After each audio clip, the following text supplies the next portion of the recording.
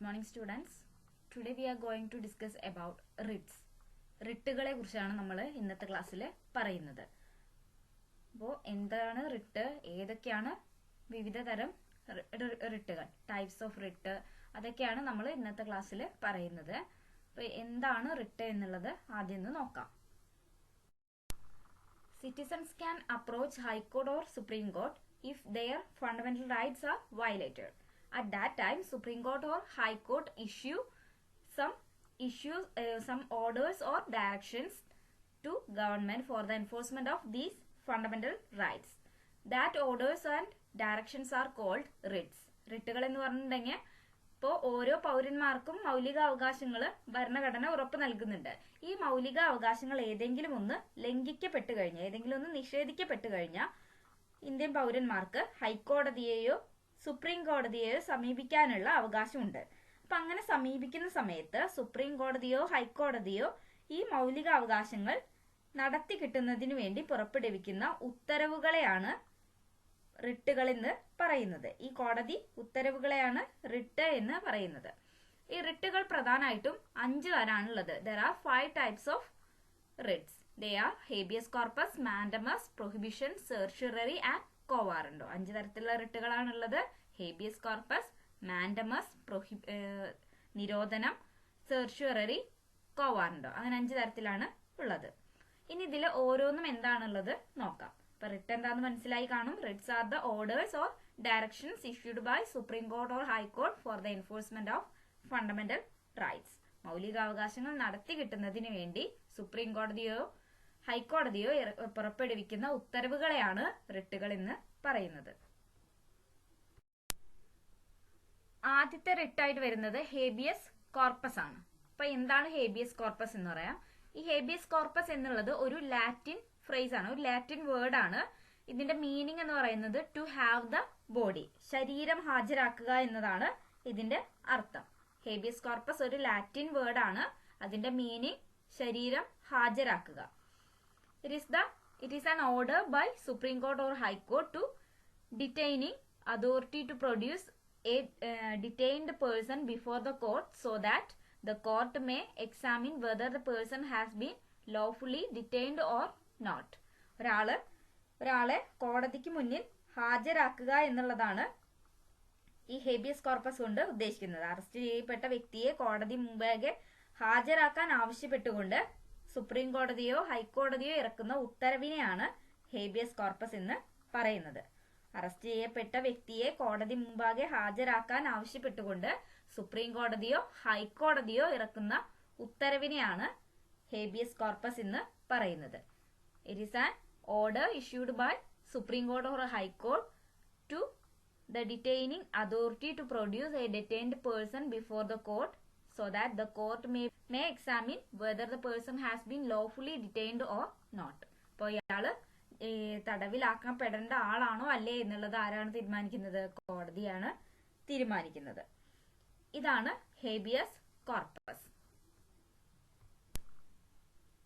ഇനി രണ്ടാമത് വരുന്നത് മാൻഡമസ്. രണ്ടാമത്തെ റിട്ടാണ് മാൻഡമസ്. ഈ മാൻഡമസ് എന്നുള്ളതും ഒരു ലാറ്റിൻ വേർഡ് ആണ്. ഇതിന്റെ അർത്ഥം എന്ന് പറയുന്നത്, ഈ മാൻഡമസ് എന്നതിന്റെ അർത്ഥം കമാൻഡ് എന്നാണ്. കമാൻഡ്, കൽപ്പന എന്നാണ് ഈ മാൻഡമസിന്റെ അർത്ഥം. അതായത് ഇതിൽ പറയുന്നത് എന്താണെന്ന് വെച്ചിട്ടുണ്ടെങ്കിൽ, ഒരു സർക്കാർ ഉദ്യോഗസ്ഥൻ അല്ലെങ്കിൽ ഒരു സർക്കാർ സ്ഥാപനം അവരുടെ അധികാര പരിധിയിൽ പെടുന്ന ഒരു കാര്യം നടത്തുന്നതിൽ വീഴ്ച വരുത്തുകയാണെന്ന് വിചാരിക്കുക. അത് ഒരു സ്വകാര്യ വ്യക്തിയുടെ അവകാശത്തെ തടസ്സപ്പെടുത്തുന്നതായി തോന്നിക്കഴിഞ്ഞാൽ അയാൾക്ക് എന്ത് ചെയ്യാം? കോടതിയെ സമീപിക്കാം. അങ്ങനെ സമീപിക്കുന്ന സമയത്ത് സുപ്രീം കോടതിയോ ഹൈക്കോടതിയോ ഇറക്കുന്ന ഉത്തരവിനെയാണ് മാൻഡമസ് എന്ന് പറയുന്നത്. ഒരു സർക്കാർ സ്ഥാപനമോ ഒരു സർക്കാർ ഉദ്യോഗസ്ഥനോ അവരുടെ അധികാര പരിധിയിൽ വരുന്ന ഒരു കാര്യം നടത്തുന്ന കാര്യത്തിൽ തയ്യാറാകുന്നില്ലെങ്കിൽ, അതുവഴി ഒരു സ്വകാര്യ വ്യക്തിയുടെ അവകാശം തടസ്സപ്പെടുന്നുണ്ടെങ്കിൽ അക്കാര്യം ബോധ്യപ്പെടുന്ന കോടതി നൽകുന്ന ഉത്തരവിനെയാണ് മാൻഡമസ് എന്ന് പറയുന്നത്. Mandamus is an order from supreme court or high court to a public authority to perform an act which falls within its duty. It is issued to secure the performance of public duties and enforce private rights withheld by public authority. Public authorities അവരുടെ performance secure ചെയ്യുന്നതിന് വേണ്ടിയിട്ടും അതേപോലെ തന്നെ അതുവഴി private rights enforce ചെയ്യാൻ, private fundamental rights enforce ചെയ്യാൻ വേണ്ടിയിട്ടാണ് ഈ മാൻഡമസ് ഇഷ്യൂ ചെയ്യുന്നത്. മാൻഡമസ് മീനിങ് എന്ന് പറയുന്നത് കമാൻഡ് എന്നാണ്, കൽപ്പന എന്നാണ് അർത്ഥം. ഏതെങ്കിലും ഒരു ഉദ്യോഗസ്ഥൻ അല്ലെങ്കിൽ ഒരു സർക്കാർ സ്ഥാപനം അവർ ചെയ്യേണ്ട കാര്യം ചെയ്യാതെ വരികയും അതൊരു സ്വകാര്യ വ്യക്തിയുടെ അവകാശത്തെ, മൗലിക അവകാശത്തിന് തടസ്സമാകുകയും ചെയ്യുമ്പോൾ കോടതി, സുപ്രീം കോടതിയോ ഹൈക്കോടതിയോ ഇറക്കുന്ന ഉത്തരവിനെയാണ് മാൻഡമസ് എന്ന് പറയുന്നത്. ഇനി അടുത്തത് വരുന്നത് പ്രൊഹിബിഷൻ, റിട്ട് ഓഫ് പ്രൊഹിബിഷൻ അഥവാ നിരോധനം. അതേപോലെ പറയുന്നത് എന്താന്ന് വെച്ചിട്ടുണ്ടെങ്കിൽ അധികാര പരിധിക്ക് പുറത്ത് ഒരു നിയമം നടപ്പാക്കുന്നത് തടഞ്ഞുകൊണ്ട് ഉന്നത കോടതി, അതായത് സുപ്രീം കോടതിയോ ഹൈക്കോടതിയോ കീഴ്ക്കോടതിക്കോ മധ്യസ്ഥ കോടതിക്കോ നൽകുന്ന ഉത്തരവിനെയാണ് നിരോധനം അഥവാ പ്രൊഹിബിഷൻ എന്ന് പറയുന്നത്. Prohibition is A writ issued by Supreme Court or High Court to a lower court or tribunal forbidding performing an act outside its jurisdiction. അവരുടെ അധികാര പരിധിയിൽ പെടുന്ന ഒരു കാര്യം ചെയ്യുകയാണെങ്കിൽ അതിനെ തടഞ്ഞുകൊണ്ട് സുപ്രീം കോടതിയോ ഹൈക്കോടതിയോ കീഴ്ക്കോടതിക്കോ മധ്യസ്ഥ കോടതിക്കോ നൽകുന്ന ഉത്തരവിനെയാണ് റിട്ട് ഓഫ് പ്രൊഹിബിഷൻ എന്ന് പറയുന്നത്.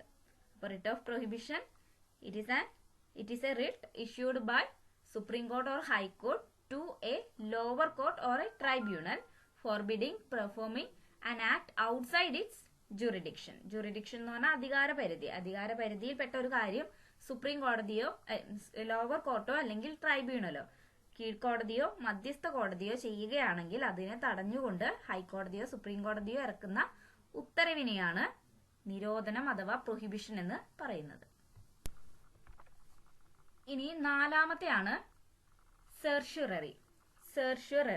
സെർഷ്വറി കീഴ്ക്കോടതിയോട് അല്ലെങ്കിൽ മറ്റേതെങ്കിലും അധികാരിയോട് അവിടെ വിചാരണയിലിരിക്കുന്ന കേസിന്റെ രേഖകള് ഉന്നത കോടതിയിലേക്കോ, അല്ലെങ്കിൽ ഉന്നത കോടതി എന്ന് പറഞ്ഞാൽ ഒന്നുകിൽ ഹൈക്കോടതി അല്ലെങ്കിൽ സുപ്രീം കോടതിയിലേക്കോ കൈമാറാൻ ആവശ്യപ്പെടുന്ന കോടതി ഉത്തരവിനെയാണ് സെർഷ്വറി എന്ന് പറയുന്നത്. കീഴ്ക്കോടതിയിൽ അല്ലെങ്കിൽ മധ്യസ്ഥ കോടതിയിൽ നടക്കുന്ന ഒരു കേസ്, ആ കേസിന്റെ രേഖകള് ഈ ഉന്നത കോടതികളിലേക്ക്, ഹൈക്കോടതിയിലേക്കോ സുപ്രീം കോടതിയിലേക്കോ കൈമാറണമെന്ന് ആവശ്യപ്പെട്ടുകൊണ്ട് ഇറക്കുന്ന ഉത്തരവിനെയാണ് സെർഷ്വറി എന്ന് പറയുന്നത്. Certiorari is a writ issued by Supreme Court or High Court requesting the records of a case tried in a lower court. Lower കോർട്ടിൽ നടന്നുകൊണ്ടിരിക്കുന്ന ഒരു കേസിന്റെ റെക്കോർഡ് ഹൈക്കോടതിയിലേക്കോ സുപ്രീം കോടതിയിലേക്കോ കൈമാറണമെന്ന് ആവശ്യപ്പെട്ടുകൊണ്ട് ഇറക്കുന്ന ഉത്തരവിനെയാണ് സെർഷ്വറി എന്ന് പറയുന്നത്. ഈ അഞ്ചാമത്തെ റിട്ടാണ് ക്വാവാറന്റോ. ക്വാവാറന്റോ എന്ത് അധികാരത്തിന്മേൽ എന്നാണ് അതിന് അർത്ഥം വരുന്നത്. Under what authority? That quaranto means under what authority? എന്ത് അധികാരത്തിന്മേൽ എന്നാണ് ഈ ക്വാറന്റോ എന്നതിന് അർത്ഥം. ഒരു സർക്കാർ ഉദ്യോഗസ്ഥൻ അയാൾ വഹിക്കുന്ന ഒരു സ്ഥാനത്തിന് അർഹനല്ല എന്ന് വിചാരിക്കുക. അങ്ങനെ കോടതിക്ക് ബോധ്യമാകുന്ന പക്ഷം അയാൾ ആ സ്ഥാനത്ത് നിന്ന് കാര്യനിർവഹണം നടത്തുന്നത് നിയന്ത്രിച്ചുകൊണ്ട് സുപ്രീം കോടതിയോ ഹൈക്കോടതിയോ പുറപ്പെടുവിക്കുന്ന ഉത്തരവിനെയാണ് ക്വാറന്റോ എന്ന് പറയുന്നത്. It is A writ issued with a view to restrain a person from acting in a public offices to which he is not entitled. This writ is available only in respect of offices of public nature. ഒരു സർക്കാർ സ്ഥാപനത്തിൽ ഏതെങ്കിലും ഒരു പദവിയിൽ ഇരിക്കുന്ന, ഏതെങ്കിലും ഒരു സ്ഥാനത്ത് ഇരിക്കുന്ന ഒരു ഉദ്യോഗസ്ഥൻ അയാൾ ആ സ്ഥാനം വഹിക്കാൻ അർഹനല്ല എന്ന് ബോധ്യപ്പെട്ടു കഴിഞ്ഞാൽ ആ സ്ഥാനത്ത് ഇരുന്ന് കാര്യനിർവഹണം നടത്തുന്നത് നിയന്ത്രിച്ചുകൊണ്ടുള്ള ഉത്തരവ്, സുപ്രീം കോടതിയോ ഹൈക്കോടതിയോ ഇറക്കുന്ന ഉത്തരവിനെയാണ് ക്വാറന്റോ എന്ന് പറയുന്നത്. ഇപ്പൊ കഴിഞ്ഞ ക്ലാസ്സുകളിലായിട്ട് നമ്മൾ ഫണ്ടമെന്റൽ റൈറ്റ്സ്, മൗലിക അവകാശങ്ങളെ കുറിച്ച് പറഞ്ഞു. അതിൽ അഞ്ചാമത്തെ അവകാശമായ ഭരണഘടനാ പ്രതിവിധികൾക്കുള്ള അവകാശം, constitutional remedies, right to constitutional റെമഡീസിനെ കുറിച്ച് പറഞ്ഞു. അതിൽ വരുന്ന റിട്ടുകളെ കുറിച്ച് പറഞ്ഞു. റിട്ടാണ് ഇന്ന് നമ്മൾ ചർച്ച ചെയ്തിട്ടുണ്ടായിരുന്നത്. ഇനി നമ്മൾ ആദ്യം പറയുകയുണ്ടായി, ആദ്യം ഭരണഘടന തയ്യാറാക്കുന്ന സമയത്ത് 7 ഫണ്ടമെന്റൽ റൈറ്റ്സ്, 7 ഫണ്ടമെന്റൽ റൈറ്റ്സ് ആണ് ഉണ്ടായിരുന്നത്. ഒന്ന് എക്സ്ട്രാ ഉണ്ടായിരുന്നു, that is fundamental right to property. Right to property എന്നുള്ള ഒരു ഫണ്ടമെന്റൽ റൈറ്റ് കൂടി ഉണ്ടായിരുന്നു എന്ന് നമ്മൾ പറയുകയുണ്ടായി. അതിനെ കുറിച്ചാണ് ഇനി നമ്മൾ പറയുന്നത്.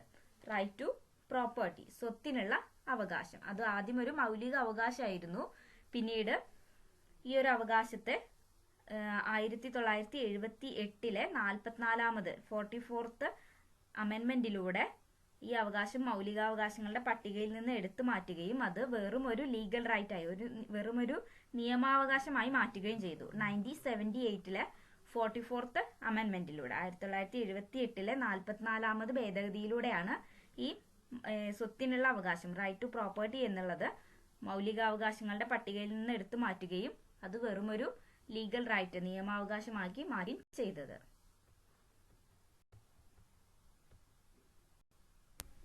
അപ്പോൾ ഇത്രയാണ് നമുക്ക് ഫണ്ടമെന്റൽ റൈറ്റ്സിനെ കുറിച്ച് പറയാനുള്ളത്. Thank you.